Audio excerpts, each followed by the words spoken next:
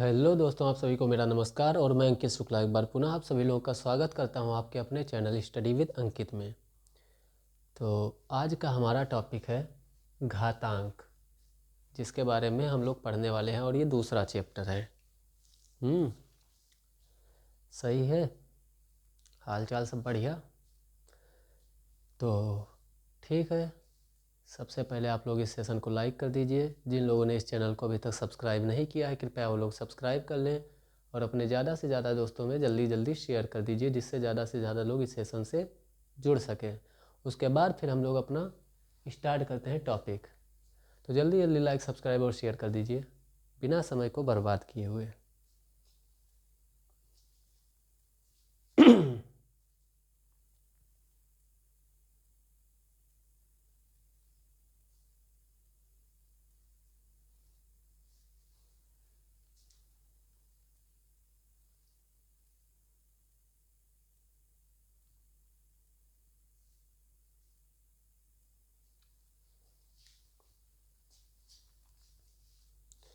देखिए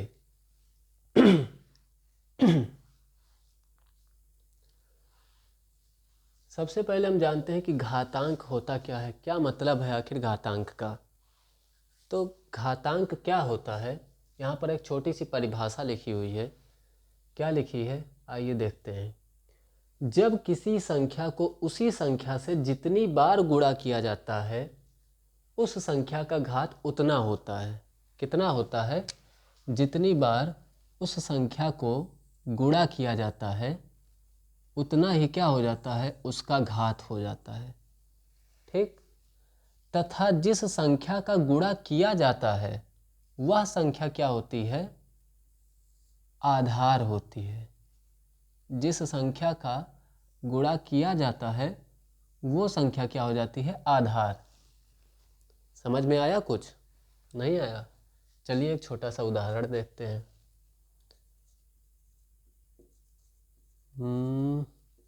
मान लीजिए कि हमने यहाँ पर लिखा 2 का घात 5।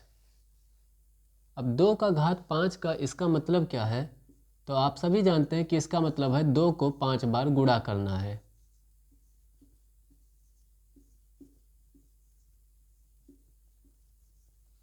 ठीक। ये क्या हो जाएगा? तो ये हो जाएगा 2 दूनी 4 दूनी 8 दूनी 16 दूनी 32। ये आ जाएगा। अब जब हम इसको देखते हैं 2 का घात 5 जो लिखा है, तो इस 5 का मतलब क्या है कि ये कितनी बार गुणा हो रहा है? 5 बार। ये 5 बार गुणा हो रहा है, इसका मतलब यही तो है। तो ये 5 क्या है? इसी को हम बोलते हैं घात। इसी को बोला जाता है घातांक।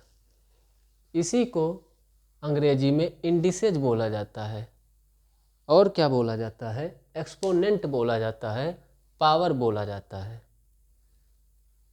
और एक चीज़ इसको और बोल सकते हैं, इंडिसेज जो वर्ड है वो इंडेक्स का क्या है? बहुवचन है। तो इंडेक्स का मतलब क्या होता है? सूचकांक। तो हो सकता है कि कहीं पर इसको सूचकांक भी बोला जाए। ठीक, कहीं पर इसको सूचकांक भी बोला जा सकता है।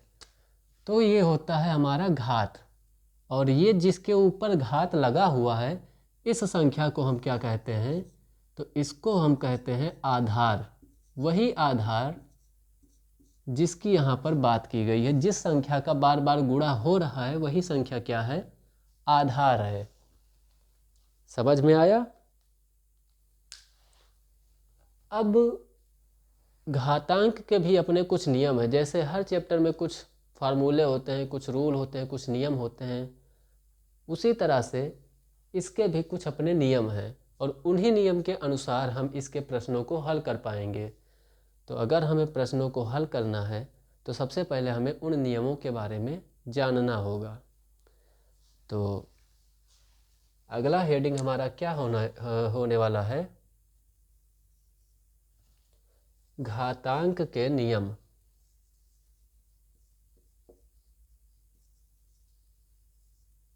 घातांक के नियम। अंग्रेजी में जिसको हम क्या कह सकते हैं, लॉ ऑफ इंडिसेज।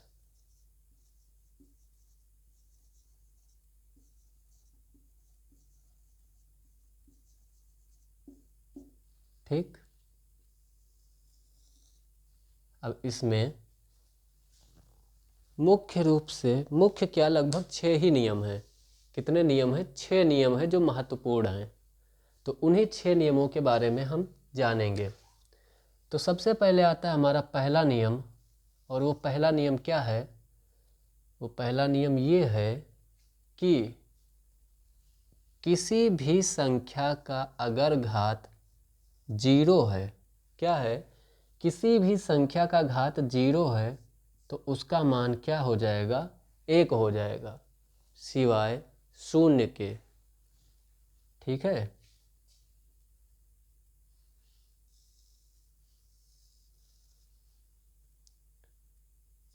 शून्य के अलावा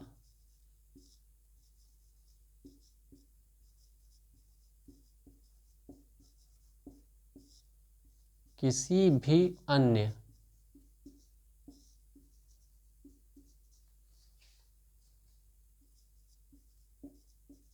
संख्या का घात 0 होने पर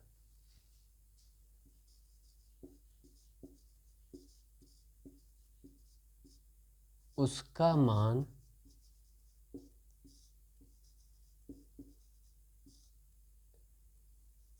1 होता है। ये है इसका पहला नियम। जैसे उदाहरण देख लेते हैं 1-2।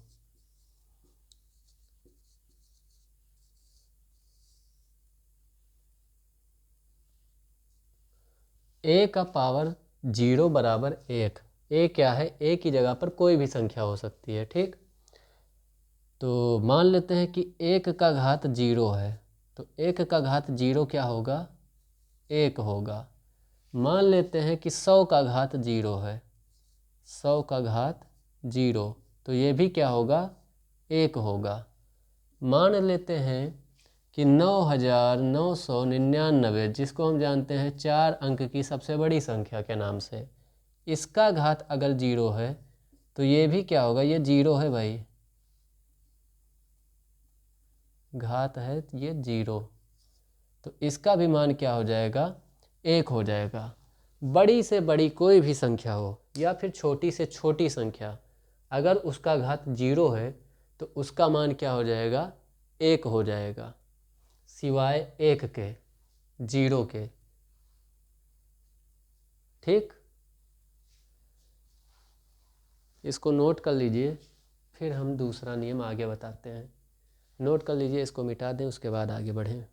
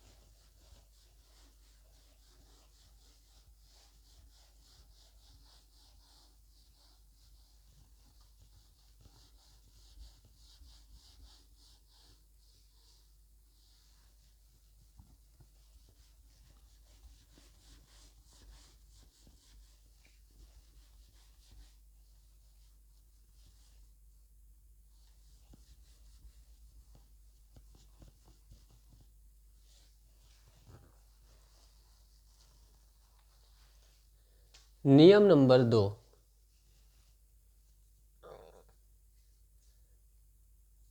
ए का घात -m बराबर 1/a का घात m।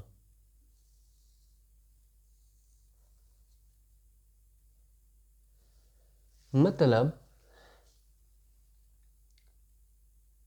किसी संख्या का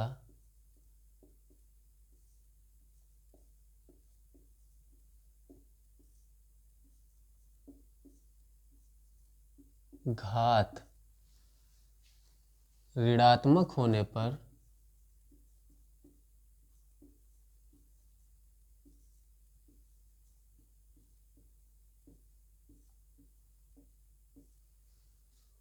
उसका मान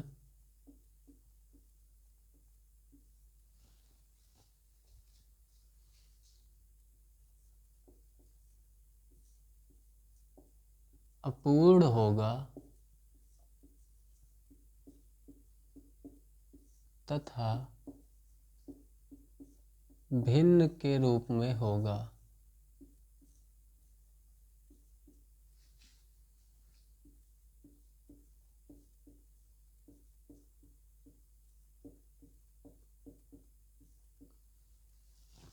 ठीक है, मतलब यदि कोई भी ऐसी संख्या जिसका घात क्या है माइनस में है, कोई भी ऐसी संख्या जिसका घात है माइनस में, तो उसका मान क्या हो जाएगा, 1/, अब जो भी संख्या होगी उसका घात वही हो जाएगा बस प्लस में। आप ऐसे समझ लीजिए कि किसी का घात अगर माइनस में है तो उसको हम प्लस में करने के लिए क्या करेंगे, उसका क्या कर देंगे, व्युत्क्रम लिख देंगे। ठीक, जिसको हम रेसिप्रोकल बोलते हैं।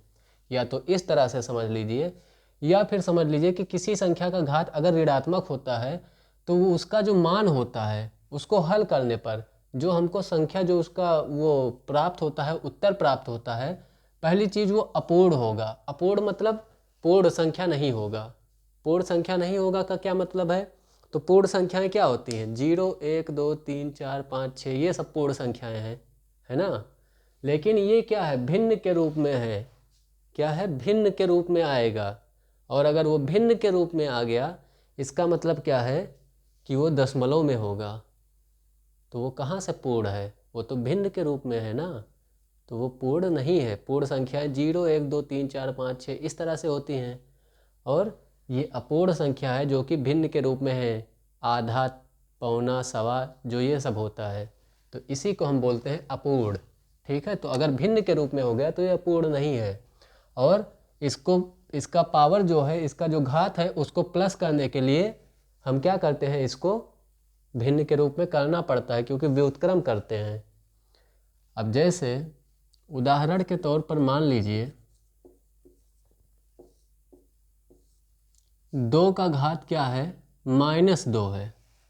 2 का घात है -2, तो इसका मान क्या हो जाएगा, सबसे पहले अब मान लीजिए क्या हो जाएगा, यहाँ पर a है, a का घात -m है, तो बराबर क्या हो रहा है, 1/a का घात m। उसी प्रकार से ये क्या हो जाएगा, 1/2 का घात, और ये माइनस अब हट जाएगा, केवल क्या बचेगा, 2 बचेगा। ठीक, ये होगा बराबर में। अब ये क्या हो जाएगा, 1/1, ये हो जाएगा 2 दूनी 4, तो इसका उत्तर क्या आया, 1/4 आया, जो कि क्या है, एक भिन्न के रूप में है, इसीलिए क्या है, एक अपूर्ण संख्या है, जो कि पूर्ण नहीं है। ठीक, तीसरा नियम इसका आता है, तीसरा नियम क्या आता है, a का घात m गुणे a का घात n बराबर क्या होता है, a का घात m प्लस n होता है। ये होता है इसका तीसरा नियम। मतलब क्या है कि अगर आधार समान होगा, क्या होगा, अगर आधार समान होगा और उनकी घातें जो होंगी वो अलग अलग होंगी, तो वो घातें क्या हो जाएंगी, जुड़ जाएंगी। क्या हो जाएंगी, जुड़ जाएंगी। यहाँ पर क्या है, a का घात m है, और यहाँ पर क्या है, गुणा हो रहा है, अगर बीच में गुणा का चिन्ह है तब के लिए है ये। और यहाँ पर क्या है, a का घात n है, तो ये क्या हो जाएगा, आधार तो वही रहेगा, क्योंकि आधार यहाँ भी वही है, यहाँ भी वही है, तो जब सेम आधार होगा तो आधार वही रहेगा a, और उसका घात क्या हो जाएगा, ये दोनों जो घातें हैं वो जुड़ जाएंगी, m प्लस n हो जाएंगी। तो इसको अगर परिभाषा के रूप में लिखना है तो आप लिख सकते हैं, समान आधार के साथ व्यंजकों को गुणा करने के लिए समान आधार के साथ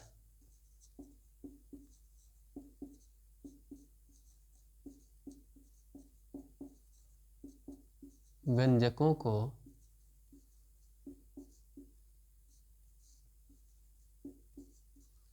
गुणा करने के लिए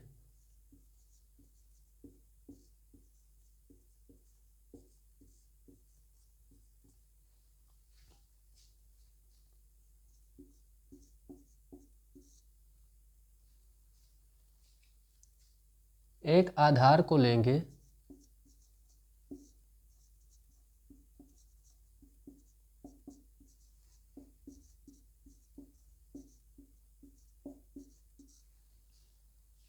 तथा उसकी घातों को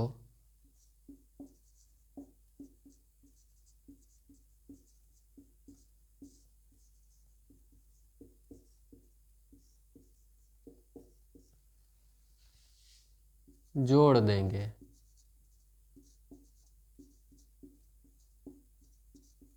ठीक, क्या हो रहा है यहाँ पर, आधार यहाँ समान है तो क्या किया जा रहा है कि एक आधार को लिया गया और ये जो घातें हैं इनकी उनको क्या किया गया, जोड़ दिया गया। बस यही है। जैसे उदाहरण के लिए आप देखना चाहते हैं तो देख लीजिए कि मान लीजिए 2 का घात 3 है और गुणे में 2 का घात 2 है। अब देखिए आधार यहाँ भी 2 है, यहाँ भी 2 है। ठीक, तो जब आधार दोनों का सेम है, बराबर है, एक ही है, तो इसका क्या मतलब हुआ कि 2 का घात ये क्या हो जाएगा, एक बार हमने आधार को लिया, एक आधार को लेंगे। ठीक, एक बार आधार को लिया, अब क्या करेंगे, इसकी घातों को दोनों जोड़ देंगे। तो 3 + 2 जोड़ दिया हमने, तो ये क्या आ गया, 2 का घात 5। और अब इसका अगर हम मान निकालना चाहें तो आराम से निकल जाएगा। क्या हो जाएगा, 2 दूनी 4, दूनी 8, दूनी 16, दूनी 32। यही इसका उत्तर हो गया। तो ये चीज़ था। ये सेम इसी का उल्टा क्या होता है, अगर आधार समान हो और भाग किया जाए, a का घात m, भाग करना है इसको a का घात n से, a का घात m भागे a का घात n। तो यहाँ पर क्या हो जाएगा, a का घात m - n हो जाएगा। यहाँ पर घातें गुणे में क्या हो रही थी, घातें जुड़ रही थी, और भाग में घातें क्या हो जाएंगी, घट जाएंगी अगर आधार समान है तो इसको भी इसी तरह से लिख लीजिए, समान आधार के साथ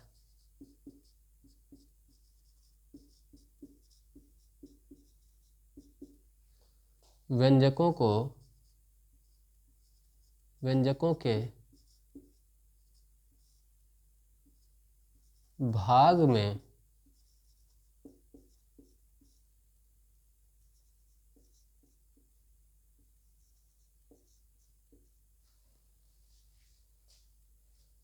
एक आधार को लेंगे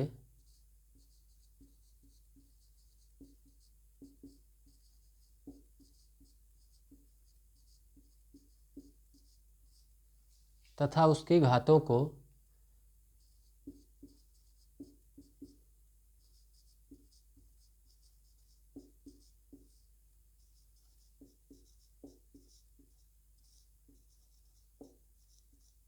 एक में से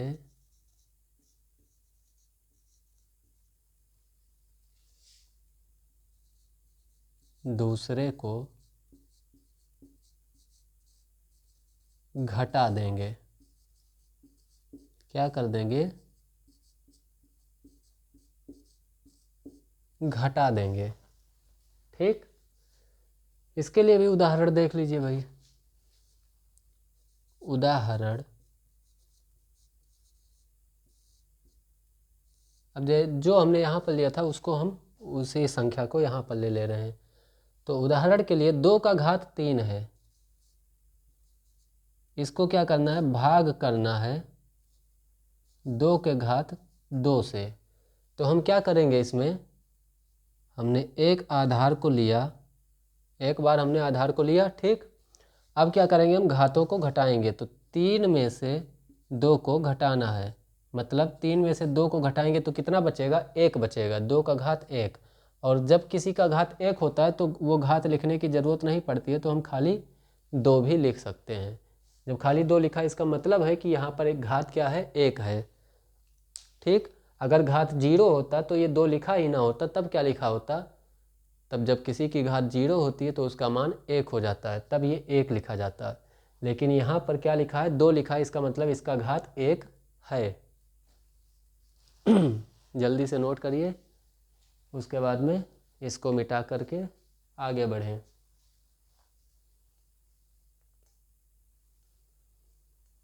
हे खुदा बता दे क्या लकीरों में लिखा,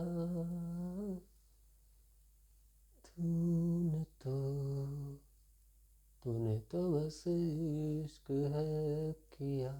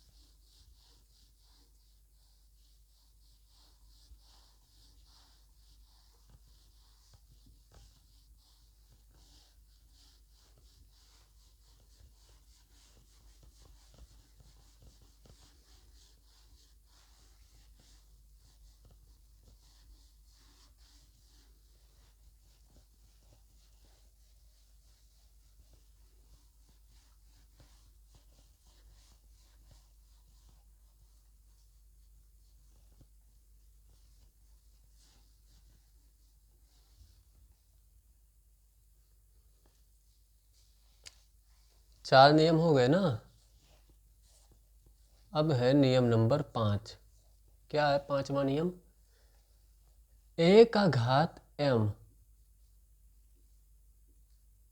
और ये क्या लगा है, कोष्ठक लगा है, ब्रैकेट, और ब्रैकेट के बाहर इसके ऊपर क्या लगा है, घात n लगा है। तब क्या हो जाएगा, a का घात mn हो जाएगा। मतलब क्या है कि इन दोनों घातों का क्या हो जाएगा, गुणा हो जाएगा। क्या हो जाएगा, गुणा हो जाएगा। तो इस प्रकार के घातांक में क्या लिखेंगे, इसको पहले ऐसे बॉक्स में कर दो। इसमें लिखेंगे इस प्रकार के घातांक में कोष्ठक के अंदर तथा कोष्ठक के बाहर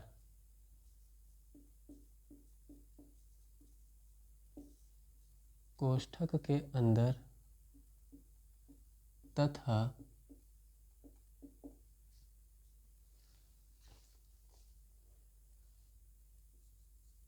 कोष्ठक के बाहर के घातों को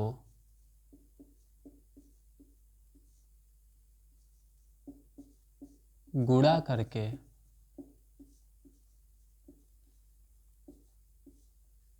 आधार के ऊपर लिखा जाता है। आधार के ऊपर लिखा जाता है, ठीक। क्या होता है कि जो कोष्ठक के अंदर वाली घात होती है और जो कोष्ठक के बाहर वाली घात होती है, उन दोनों को क्या किया जाता है, गुणा कर दिया जाता है। और उसके बाद में जो आधार होती है, आधार यहाँ क्या है, a है, तो इसी आधार के ऊपर उनको गुणा करके लिख दिया जाता है। जैसे जैसे मान लेते हैं उदाहरण के लिए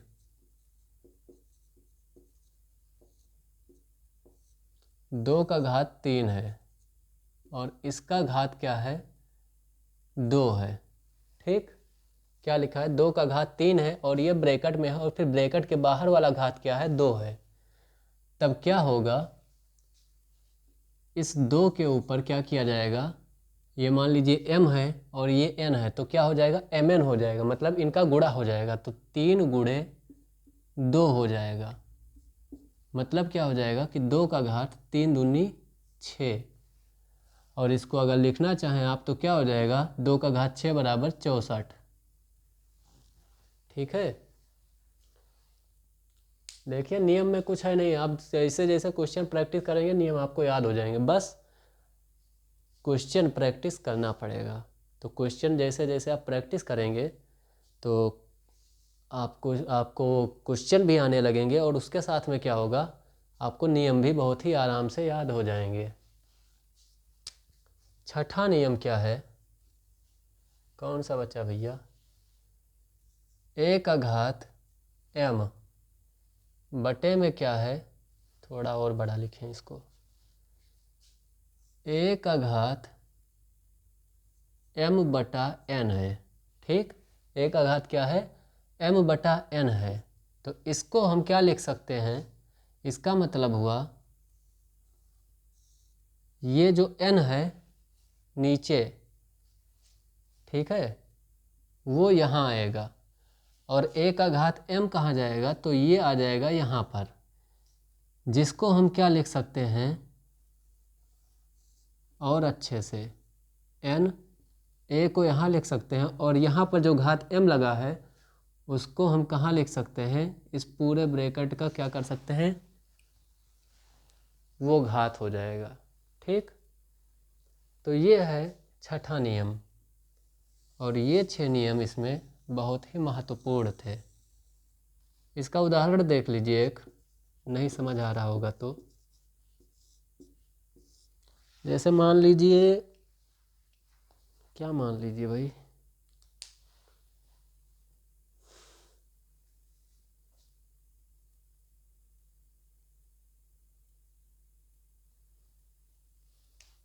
जैसे मान लीजिए 125 लिखा है और इसका घात कितना है, 2/3। क्या लिखा है, 125 का घात 2/3 है। तो हम इसको क्या लिख सकते हैं, 125 का हो जाएगा, ये 3 कहाँ आ जाएगा, तो ये 3 आ जाएगा यहाँ। इसका मतलब क्या हुआ, इसका मतलब ये हुआ कि जब ये 3 बार अंदर होगा तब 1 बार बाहर आएगा। कोई भी चीज़ जो 3 बार अंदर होगी वो 1 बार बाहर आ जाएगी। मतलब क्या है कि ये घनमूल का चिन्ह बन गया। ठीक, और ये जो 2 था ये कहाँ चला जाएगा, तो ये यहाँ पर लगेगा और जिसको हम कहाँ लगा सकते हैं, इस पूरे का लगा के ब्रैकेट यहाँ पे लगा सकते हैं इस 2 को। तो ये 3 यहाँ आ गया और ये 2 वहाँ पहुँच गया। ठीक, अब इसका मतलब क्या हुआ, तो इसका मतलब ये हुआ कि 125 का घनमूल क्या होता है, तो 5 पचे 25 पंचे 125 होता है। मतलब जो बाहर आएगा वो क्या आएगा, 5 आएगा। ठीक, क्यों, थोड़ा और विस्तार से देख लीजिए भाई, 5 गुणे 5 गुणे 5, यही तो होगा, 5 पचे 25 पंचे 125 और इसका लगा है स्क्वायर ऊपर। अब यहाँ पर 3 है, इसका मतलब जो अंदर 3 बार होगा वो 1 बार बाहर आएगा। तो ये 5 3 बार है ना, तो 1 बार ये बाहर आएगा कि नहीं आएगा, तो जब 1 बार बाहर आएगा तो ये क्या हो जाएगा, 5 और इसका क्या लगा हुआ है ऊपर, स्क्वायर। इसका मतलब 5 पचे 25, तो इसका मान क्या आ गया, 25 आ गया। आया समझ में, उम्मीद है अब आ गया होगा। जैसे मान लीजिए क्या होता था, 4 का घात 1/2 लिखा है। क्या लिखा है, 4 का घात 1/2 लिखा है। तो इसका मतलब क्या हुआ, इसका मतलब बस इतना सा हुआ कि ये जो होगा ये 4 अंडर रूट में आ जाएगा। मतलब यहाँ पर 2 लिखा है ये इसका क्या हो जाएगा, वर्गमूल हो जाएगा, बन जाएगा। लेकिन 2 यहाँ पर लिखा नहीं जाता है, 2 माना जाता है, 2 लिखने की ज़रूरत नहीं होती। लिखने के लिए ज़रूरत कब होती है, जब 2 से ज़्यादा होता है, 3 4 5 6, तब लिखा जाता है। 2 को लिखा नहीं जाता है, वो खाली ऐसे बना दीजिए तो आपको उस पर क्या माना जाता है कि 2 लिखा है। ठीक, तो ये क्या बन गया, वर्गमूल का चिन्ह बन गया। और ये क्या हो जाएगा, 1, तो ये 1, अब 1 पावर भी नहीं लिखा जाता है भाई, 1 पावर तो सबको पता है कि हाँ घात 1 सबका होता है, तो इसलिए इस घात को भी नहीं लिखने की ज़रूरत पड़ती है। तो ये बन जाता है, जब किसी का घात 1/2 होता है तो वो क्या बन जाता है, वर्गमूल बन जाता है। जब किसी का घात क्या होता है, 1/3 होता है तो वो घनमूल बन जाता है। ठीक, तो ये क्या बन गया, वर्गमूल। अब 4 बाहर कब आएगा, तो 4 का वर्गमूल जो होगा वही बाहर आएगा। जब 2 बार जो चीज़ अंदर होगी वो 1 बार बाहर आएगी, तो 2 × 2 होता है 4 का। अब ये 2 बार है, इसका मतलब ये 1 बार बाहर आ जाएगा। तो इस प्रकार से है ये। एक और नियम इसमें होना चाहिए, वो नियम कौन सा है, तो वो नियम है, हमने ये तो देख लिया कि आधार अगर सेम हो और घात अलग अलग हो तब क्या होगा। एक और नियम देख लीजिए, नियम नंबर 7, अगर आधार अलग अलग हो और घात क्या हो, सेम हो, जैसे a का घात m गुणे में b का घात m, तब क्या होगा। देखिए यहाँ पर आधार अलग अलग है और घात क्या है, घात सेम है, घात एक ही है, आधार अलग अलग है। तो ये हो जाएगा आधार का गुणा a × b यानी कि ab, और इसका घात क्या हो जाएगा, दोनों का घात क्या हो जाएगा, m हो जाएगा। ठीक, ये है नियम नंबर 7। तो इतने नियम थे इसमें, इन सबको नोट कर लीजिए। उसके बाद में 1-2 क्वेश्चन देखते हैं, फिर थोड़ा सा इसमें एक टॉपिक और है, उसके बारे में भी बात कर लेते हैं। हमें नहीं पता कि वो टॉपिक इसमें क्यों दिया गया है, पर दिया गया है तो बात कर लेंगे। टॉपिक वो है पूर्णांक संख्याएं, धन पूर्णांक, ऋण पूर्णांक और परिमेय संख्याएं। ये 4 भी हैं, तो इन चारों के बारे में भी थोड़ा सा रिवीजन कर लेंगे। और कल का जो क्लास होगा वो केवल घातांक का क्वेश्चन होगा, क्योंकि कॉन्सेप्ट आज सारा बता दिया है हमने। तो कल क्वेश्चन प्रैक्टिस की बारी है।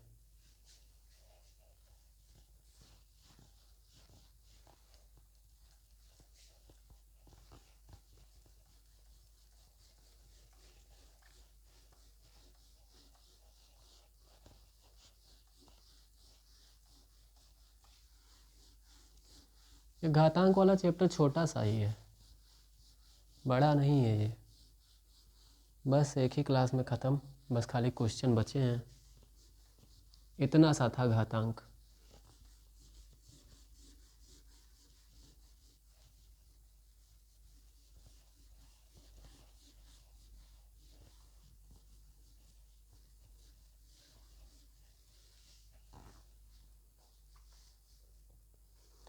देखिए एक छोटा सा सवाल है, वो सवाल क्या है,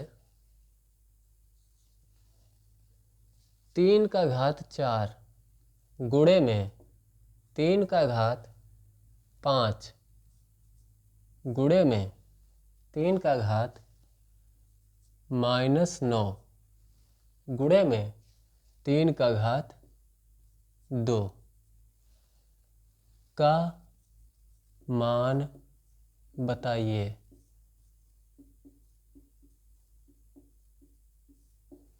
ये सवाल आया हुआ है डीएलएड 3rd सेमेस्टर 2016 में। जल्दी से बताइए कमेंट करके। बहुत ही छोटा सा सवाल है, बहुत ही आसान सा, कोई चिंता करने वाली बात ही नहीं है। 3 का घात 4 गुणे में 3 का घात 5 गुणे में 3 का घात -9 गुणे में 3 का घात 2।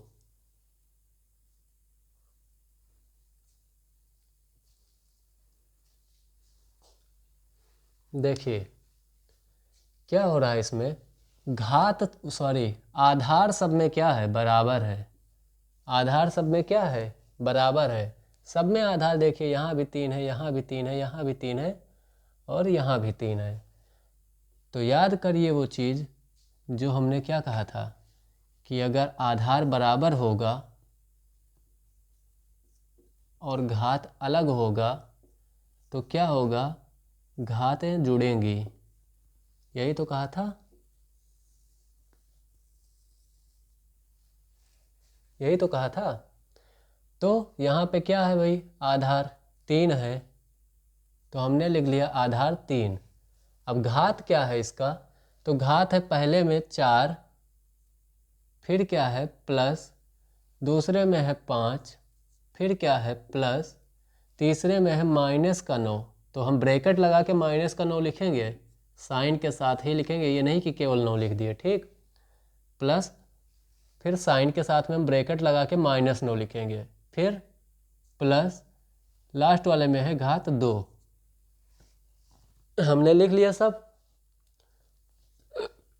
अब ये क्या हो जाएगा, तो आगे जब थोड़ा सा करेंगे तो ये हो जाएगा 4 5 9, 9 और 2 11, तो 3 का घात कितना हो गया, 11। अभी तक हमने केवल इसको इसको और इसको जोड़ा है, ये माइनस वाला अभी नहीं जोड़ा है। अब ये देखिए, ये ब्रैकेट के अंदर है माइनस का साइन और बाहर है प्लस का, तो प्लस और माइनस क्या हो जाएगा, माइनस, और ये 9 यहाँ आ जाएगा, ठीक। अब क्या हो जाएगा, 11 में से 9 घटेगा तो 3 का घात क्या हो जाएगा, 11 में से 9 घटाओगे तो 2 हो जाएगा। और 3 का घात 2 का मतलब क्या हुआ, 3 तियाँ 9। यही आपका क्या हो जाएगा, यही आपका उत्तर हो जाएगा। तो कोई दिक्कत, देखिए करना कुछ नहीं है, सब में क्या करना है, प्लस लगाते चले जाना है और घातों को लिखते वैसे ही चले जाना है, ठीक। क्योंकि क्या है यहाँ पर आधार जो है वो सेम है। अब क्या हुआ, जो प्लस वाले तीनों थे उनको हमने ऐड कर लिया, 11 हो गया, जोड़ लिया। और जो ये है माइनस वाला, यहाँ पर थोड़ी सी क्या थी, कंडीशन थी, इसीलिए हमने इसको अभी छोड़ दिया। तो कंडीशन वो क्या थी कि ये -9 था। अब बाहर है प्लस का साइन और ब्रैकेट के अंदर है, इसीलिए ये ब्रैकेट के साथ लिखना जरूरी था क्योंकि ये बाद में साइन चेंज करता। तो बाहर है प्लस का साइन और अंदर है माइनस का साइन ब्रैकेट के, तो जब ब्रैकेट हटेगा तो क्या होगा, साइन चेंज होगा, तो माइनस और प्लस का गुणा होकर क्या होगा, माइनस होगा और ये 9 आ जाएगा। अब 11 -9 है, यानी कि 11 में से 9 को घटाना पड़ेगा। तो 11 में से जब 9 को घटाया जाएगा तो 2 आएगा। क्या आ गया, 3 का घात 2। इसका मतलब क्या हुआ कि 3 को 2 बार गुणा करना है और 3 तियाँ क्या हो जाएगा, 9 हो जाएगा, और यही 9 इसका उत्तर हो जाएगा। तो ये था एक छोटा सा सवाल।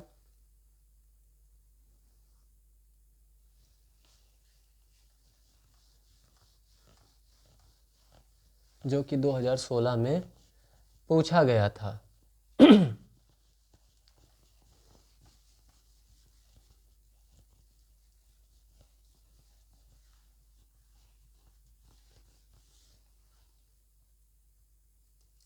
एक और सवाल देखिए, 4096, इसका घात कितना है, 3/4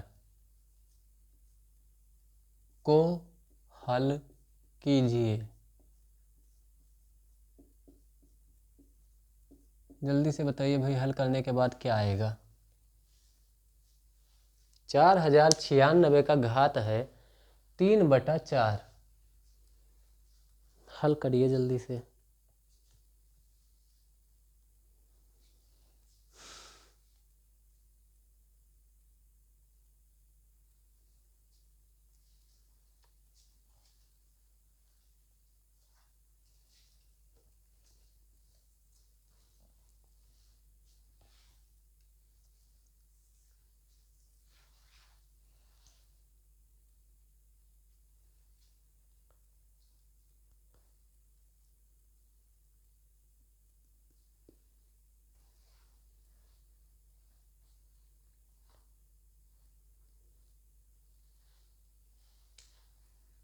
देखिए,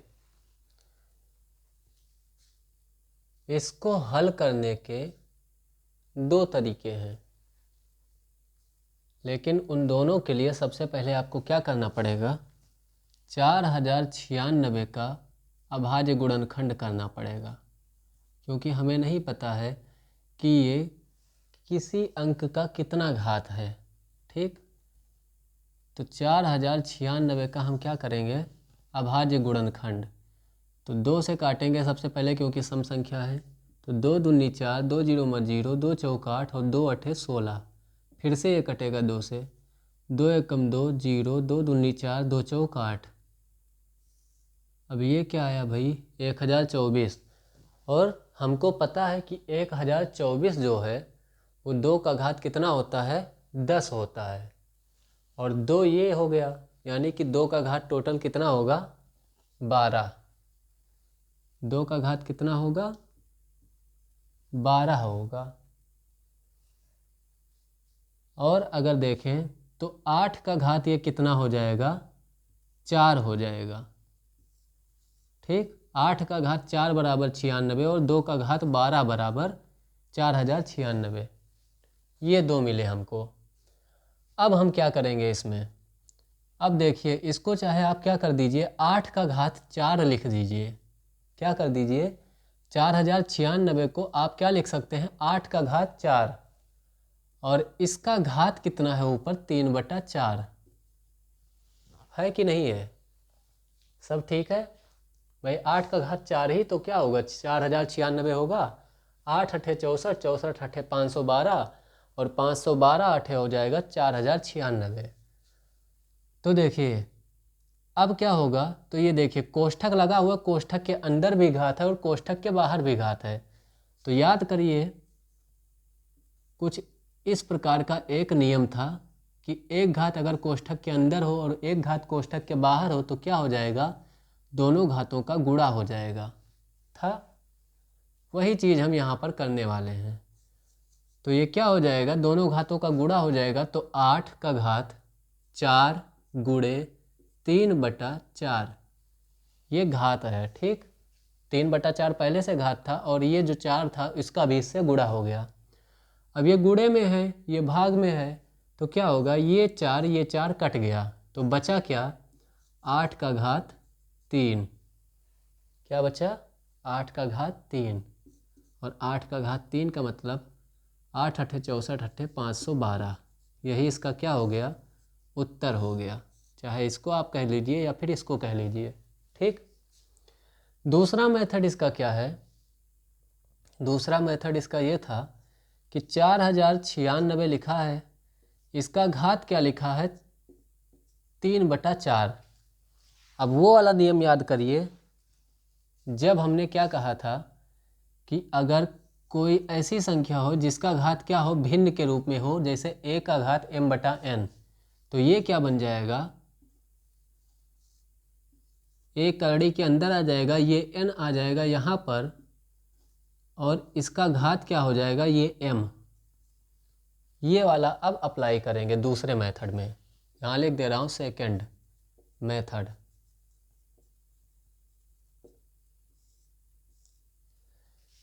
अब क्या होगा, अब यही होगा। इसको हम क्या लिख सकते हैं, 4096 को, 4096 को हम यहाँ पर इस प्रकार लिख सकते हैं,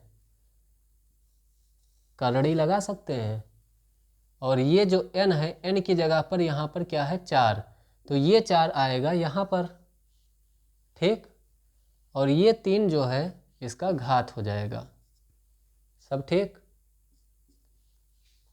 अब आपको क्या करना है,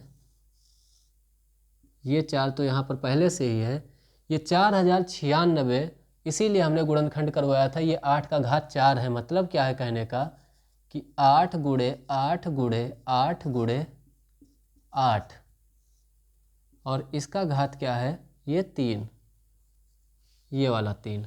ठीक, सब ठीक है, कोई स्टेप ऐसा है जो ना समझ आया हो।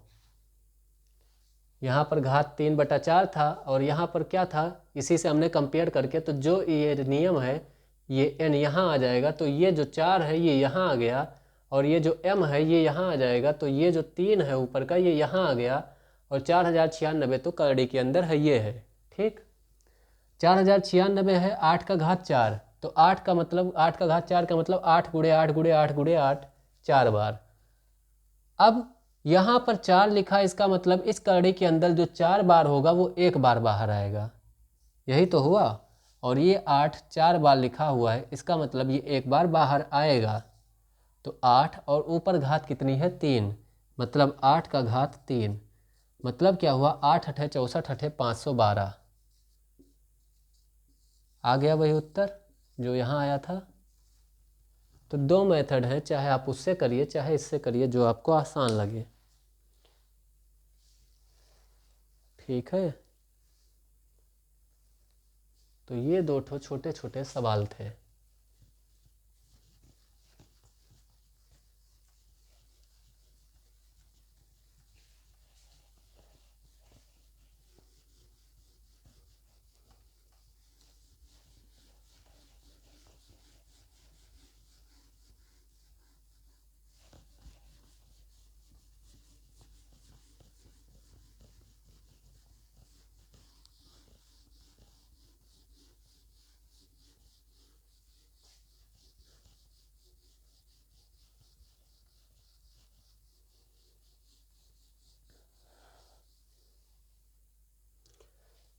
अब बात करते हैं, कुछ अलग सा टॉपिक है जो कि इस चैप्टर में दिया हुआ है। वो क्या है? पूर्णांक संख्याएं। क्या है? पूर्णांक संख्याएं।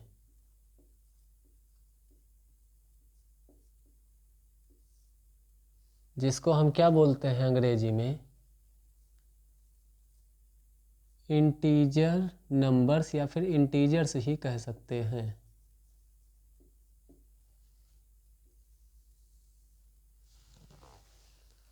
क्या होती हैं पूर्णांक संख्याएं, क्या होते हैं इंटीजर्स? तो ऐसा समुच्चय जिसके अंतर्गत सभी धनात्मक प्राकृतिक संख्याएं तथा ऋण संबंधी संख्याएं या ऋणात्मक संबंधी संख्याएं और उसके साथ साथ शून्य, ये सभी जिस समुच्चय में आते हैं उसको हम क्या बोलते हैं? पूर्णांक संख्याएं, यानी कि इंटीजर्स बोलते हैं। तो इंटीजर्स में क्या क्या आते हैं? ऋणात्मक,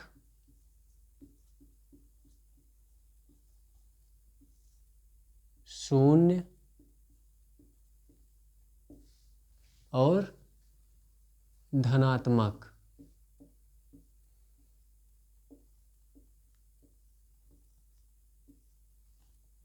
प्राकृतिक संख्याएं।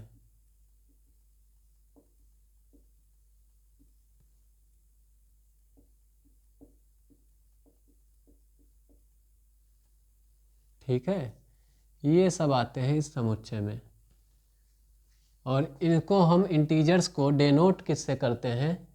तो वो करते हैं हम आई से। किससे? आई से। कहीं कहीं आपको जेड भी मिल सकता है। ठीक है, जैसे मान लीजिए एक नंबर लाइन है जिसको हम क्या बोलते हैं? संख्या रेखा, जो कि सीधी नहीं खींच रही है मुझसे, ये एक संख्या रेखा है। अब ये बीच में क्या होता है?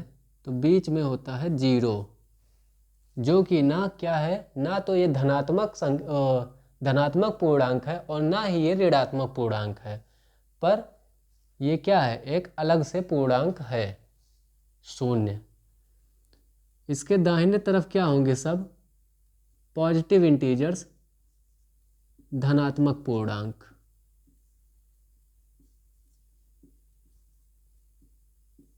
ऐसे ये चला जाएगा अनंत तक, कोई इसका एंड नहीं है, ऐसे ये जाएगा। इधर माइनस में सब है, -1, -2, -3, -4, और इधर भी ऐसे अनंत तक जाएगा। ठीक, तो इन्हीं सबको हम क्या बोलते हैं? इन्हीं सबको बोला जाता है पूर्णांक।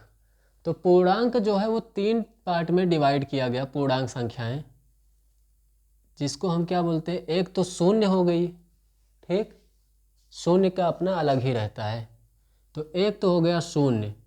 दूसरा जो हुआ उसको क्या बोलते हैं हम, धनात्मक पूर्णांक, जिसको डिनोट करते हैं किससे, Z plus, Z plus security नहीं, जेड प्लस ये धनात्मक पूर्णांक, ठीक। और तीसरा जो है वो क्या है, ऋणात्मक पूर्णांक,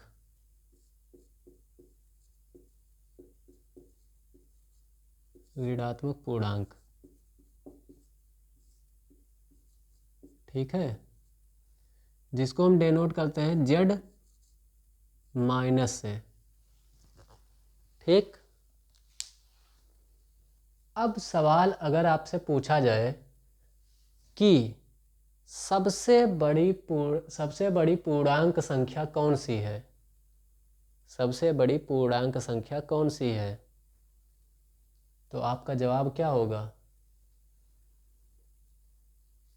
पता ही नहीं है भाई। अनंत तक जा रहा है तो सबसे बड़ी कहाँ से निकलेगा, ये इनफाइनाइट तक जा रहा है, अनंत तक जा रहा है, आप जो लिख पाइए वो लिख दीजिए, उससे भी बड़ी एक पूर्णांक संख्या होगी। और ना ही हमको सबसे छोटी पूर्णांक संख्या पता है, ये भी अनंत तक जा रहा है, ठीक है। लेकिन अगर हमको 4 ऑप्शन दिए रहेंगे तो उस ऑप्शन में से अगर हमको बताना हो कि निम्नलिखित में से कौन सी पूर्णांक संख्या सबसे छोटी है या सबसे बड़ी है, तो हम उसमें बता सकते हैं। तो दूसरी चीज, सबसे छोटी धनात्मक पूर्णांक संख्या कौन सी है, ये अगर पूछा जा रहा है तो सबसे छोटी धनात्मक पूर्णांक संख्या क्या है, 1 है, सबसे छोटा धनात्मक पूर्णांक।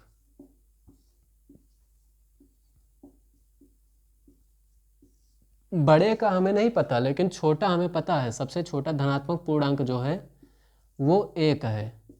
बड़ा अनंत तक होगा उसका कोई पता नहीं है, ठीक है, जो कि असंभव है निकालना।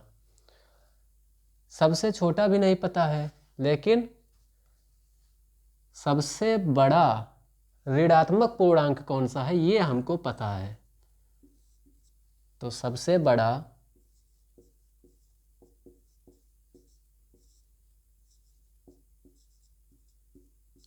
ऋणात्मक पूर्णांक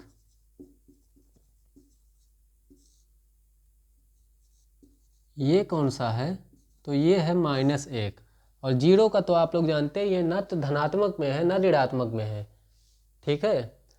तो सबसे बड़ा ऋणात्मक पूर्णांक है -1 और सबसे छोटा धनात्मक पूर्णांक है 1। बाएं तरफ हम जैसे जैसे जाएंगे संख्याएं क्या होंगी, छोटी होती जाएंगी, उनकी वैल्यू घटती जाएगी।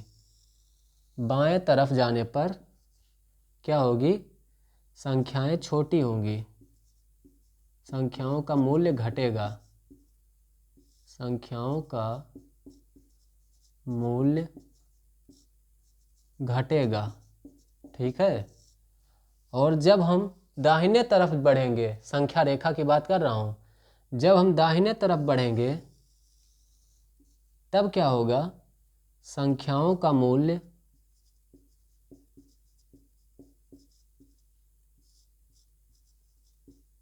बढ़ेगा, मतलब संख्याएं क्या होंगी, बढ़ेंगी।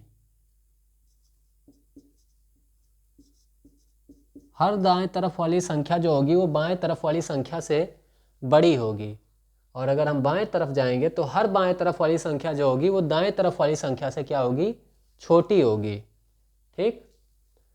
अब जैसे सवाल पेपर में इस तरह से पूछ सकता है, अभी जब मैंने बताया था कि निम्न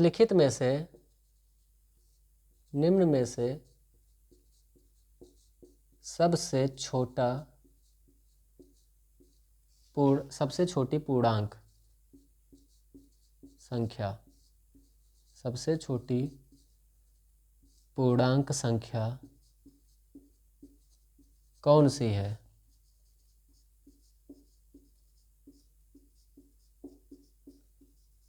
देखिए पूर्णांक और पूर्ण संख्या में कंफ्यूज मत होइएगा, सबसे छोटी पूर्ण संख्या की जब बात होगी तो वो 0 होगा, लेकिन जब सबसे छोटी पूर्णांक संख्या की बात होगी तो वो अनंत तक होता है। तो जैसे सवाल है, निम्न में से सबसे छोटी पूर्णांक संख्या कौन सी है? ऑप्शन आपको दिया गया है ए -1, बी 1, सी 0, डी -3, ई -5, एफ -25। ठीक, सबसे छोटी पूर्णांक संख्या की बात हो रही है। तो सबसे छोटी हमने क्या बताया कि जब संख्या रेखा पर हम बाएं तरफ बढ़ेंगे तो उसका मूल्य छोटा होता जाएगा, और पूर्णांक तो सभी हैं। ठीक, तो -1 से बड़ा, -1 से छोटी क्या है? देखिए, 1 तो -1 से बड़ा है, 0 भी -1 से बड़ा है, -1 से छोटा है -3, -3 से छोटा है -5, और -5 से भी छोटा है -25। तो इस ऑप्शन के हिसाब से जो आंसर होगा इसका, ये क्या हो जाएगा? -25। -25 जो है वो निम्नलिखित संख्याओं में से सबसे छोटी पूर्णांक संख्या है। तो इस तरह से एग्जाम में पूछ सकता है। आंसर उसका आपके ऑप्शन पर डिपेंड करता है कि उसमें ऑप्शन क्या दे रखा है। तो अगर इसको भी नोट करना हो तो जल्दी से नोट कर लीजिए, उसके बाद फिर मिटा करके। एक टॉपिक और बचा है, परिमेय संख्या के बारे में थोड़ा सा बता दें।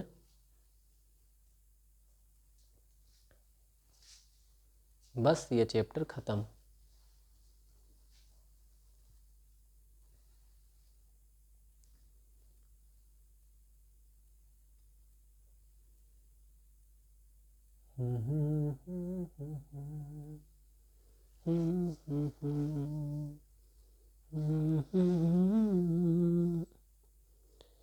अभी तो यहीं था, अभी खो गया।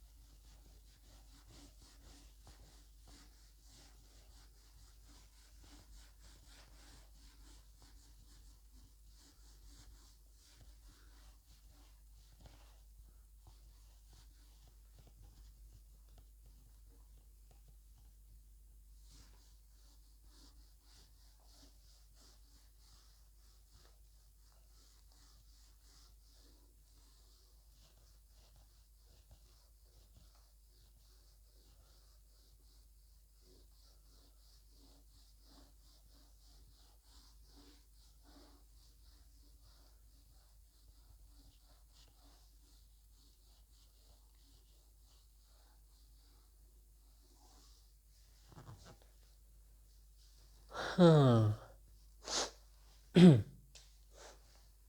परिमेय संख्या क्या है? परिमेय संख्या क्या होती है भाई? परिमेय संख्या जिसको अंग्रेजी में बोलते हैं रेशनल नंबर्स। तो क्या होती है परिमेय संख्याएं? तो ऐसी संख्याएं, ऐसी संख्या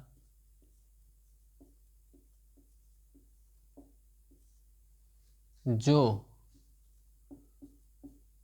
P/Q के रूप में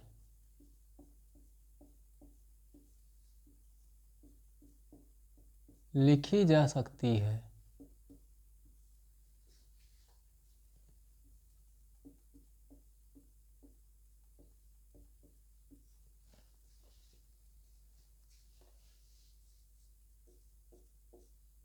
तथा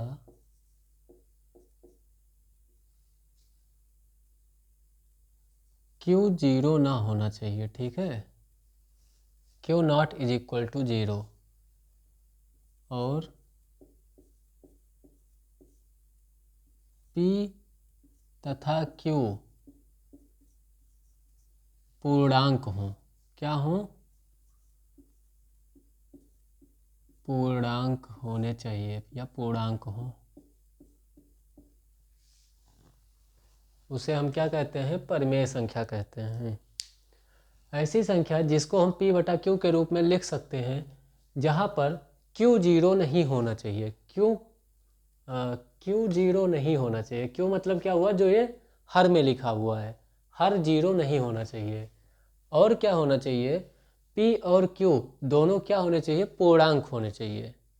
ठीक, तो उस संख्या को हम कहते हैं परिमेय संख्या। जैसे उदाहरण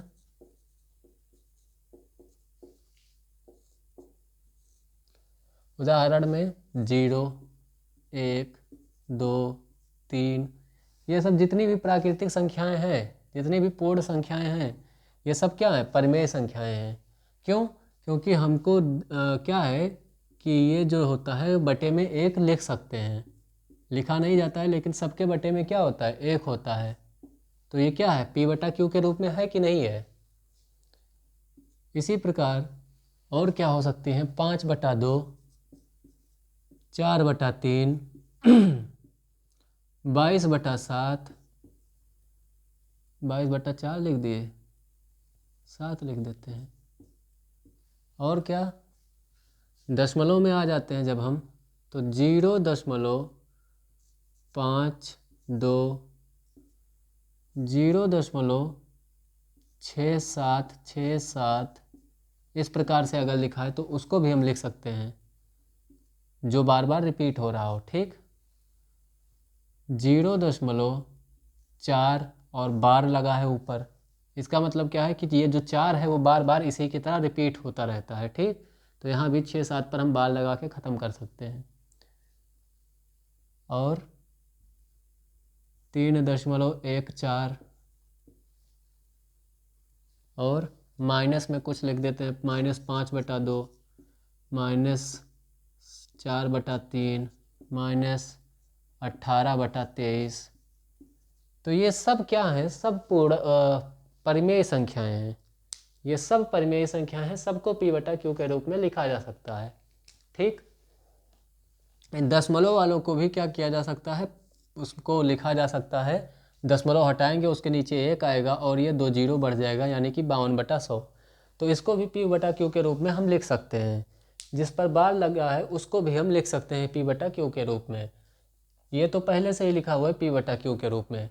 तो ये सभी संख्याएं क्या हैं, परिमेय संख्या हैं, जिनको हम p बटा q के रूप में लिख सकते हैं। लेकिन q जीरो नहीं होना चाहिए, यानी कि किसी के भी हर में जीरो नहीं होना चाहिए। ठीक, किसी के भी हर में जीरो नहीं होना चाहिए। और p और q दोनों पूर्णांक होने चाहिए। तो भाई पूर्णांक, जीरो तो पूर्णांक है ही, 1 भी पूर्णांक है, 2 भी पूर्णांक है, ये सब पूर्णांक हैं। 52 है, ये भी पूर्णांक है। 4 है, ये भी पूर्णांक है। 18 है, ये भी पूर्णांक है। 23 है, ये भी पूर्णांक है। -18 है, ये भी पूर्णांक है। -4 है, ये भी पूर्णांक है। -5 है, ये भी पूर्णांक है। तो सब तो पूर्णांक है। ठीक, तो जीरो, अब देख लेते हैं कि जीरो क्यों नहीं होना चाहिए, क्यों। तो अगर क्यों जीरो हो गया, मान लीजिए कि हमने क्या लिख दिया, 2/0 लिख दिया, क्यों जीरो हो गया। तो अगर क्यों जीरो हो जाएगा, इसका क्या मतलब है कि 2 को हम जीरो से भाग कर रहे हैं। यही तो हुआ, जो नीचे होता है उससे भाग किया जाता है। और जीरो से 2 को अगर हम भाग करेंगे तो 0 दूना 0, फिर बचा कितना 2, फिर 0 दूना 0, फिर बचा कितना 2, फिर 0 दूना 0, फिर बचा कितना 2। इसी तरह से ये आता रहेगा और ये ऐसे चलता चला जाएगा। ठीक है, और जो कि क्या है, अपरिभाषित है। जीरो से किसी को भी भाग करना क्या कहलाता है, अपरिभाषित कहलाता है।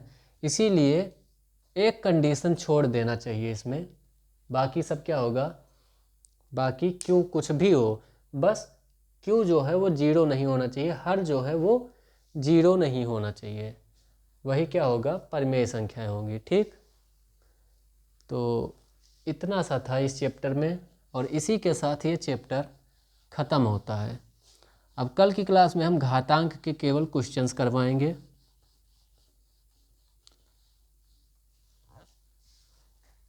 और अगर सारे क्वेश्चन कंप्लीट हो गए कल की क्लास में, तो परसों चक्रवृद्धि ब्याज वाला चैप्टर भी शुरू कर देंगे। ठीक है। तो ये चैप्टर तो ख़त्म हो गया। अगर आप लोगों को कोई डाउट हो, कोई दिक्कत हो, कोई परेशानी हो तो कमेंट करके बताइए, या फिर टेलीग्राम पर आप मुझे मैसेज कर सकते हैं। बाकी प्रैक्टिस आप लोग भी इसका घातांक के क्वेश्चन लगाइएगा, सॉल्व करिएगा, प्रैक्टिस करिएगा, ठीक है। और अगर कोई डाउट आता है तो आप टेलीग्राम पर मुझको क्वेश्चन भेज सकते हैं, मैं उसका सॉल्यूशन प्रोवाइड कराने का पूरा कोशिश करूँगा। बाकी ये सेशन आप लोगों को कैसा लगा कमेंट करके ज़रूर बताइएगा। और जिन लोगों ने भी अभी तक इस सेशन को लाइक नहीं किया है वो लोग कृपया लाइक करके जाइएगा। और जिन लोगों ने अभी तक इस चैनल को सब्सक्राइब नहीं किया है, सबसे पहले वो लोग इस चैनल को सब्सक्राइब कर लीजिए। एक सब्सक्राइब करने में आपका कुछ नहीं जाने वाला है, ठीक। और दूसरी बात कुछ नहीं है, एक बार फिर से सब लोग शेयर कर दीजिए, जिससे ज़्यादा से ज़्यादा लोग जो नहीं देखे हैं उन तक भी ये वीडियो पहुंच जाए, और हो सकता है कि उन लोगों को भी इससे कुछ फ़ायदा हो जाए, ठीक है। तो ठीक है, फिर आज की ये क्लास यहीं ख़त्म करते हैं। मिलते हैं अगली क्लास में, तब तक के लिए धन्यवाद।